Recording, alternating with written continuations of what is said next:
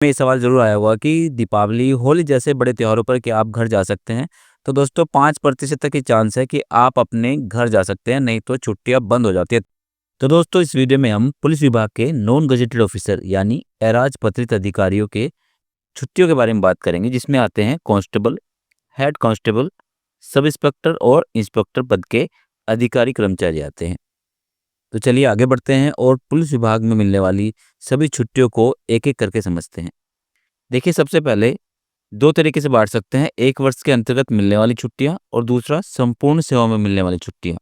यानी ऐसी छुट्टियाँ जो आपको साल में 1 बार मिलती हैं, प्रत्येक वर्ष, और ऐसी छुट्टियाँ जो पूरी सेवा में 1 बार मिलती हैं, उनके बारे में बात करेंगे। और दूसरा तरीका ये है कि मेल और फीमेल को मिलने वाली छुट्टियाँ यानी पुरुष और महिलाओं को मिलने वाली छुट्टियाँ जो अलग-अलग हो सकती हैं, उनके बारे में डिटेल से बात करेंगे।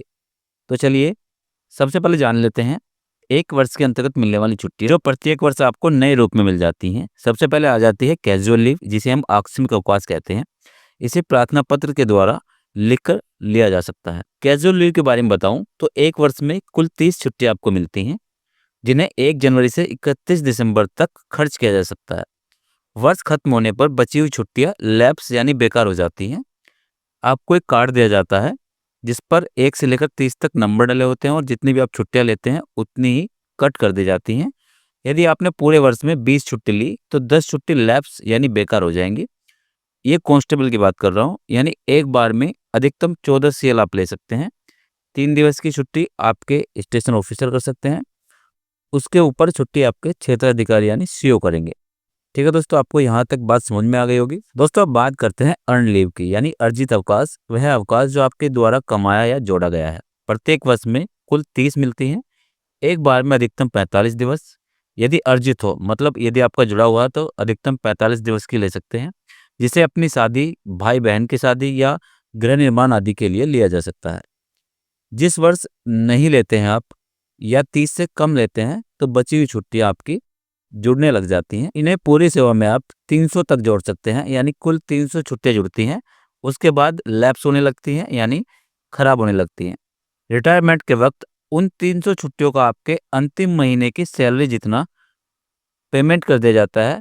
यानी 300 छुट्टियों का लगाए तो 10 माह का पेमेंट आपको रिटायरमेंट के वक्त कर दिया जाता है। ये बात आपको अच्छी तरह समझ में आ गई होगी।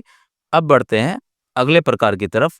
देखिए अब दूसरा प्रकार है संपूर्ण सेवा में मिलने वाली छुट्टियां, जो संपूर्ण सेवा में एक बार मिलती हैं, जैसे मेडिकल लीव। यानी पुरुष या महिला कर्मचारियों को अपनी बीमारी के लिए मिलने वाला अवकाश। संपूर्ण सेवा में 180 दिवस का मेडिकल लीव मिलता है, जिसे आप अपनी बीमारी के लिए इस्तेमाल कर सकते हैं। दूसरा आता है पैटर्निटी लीव यानी पैतृक अवकाश।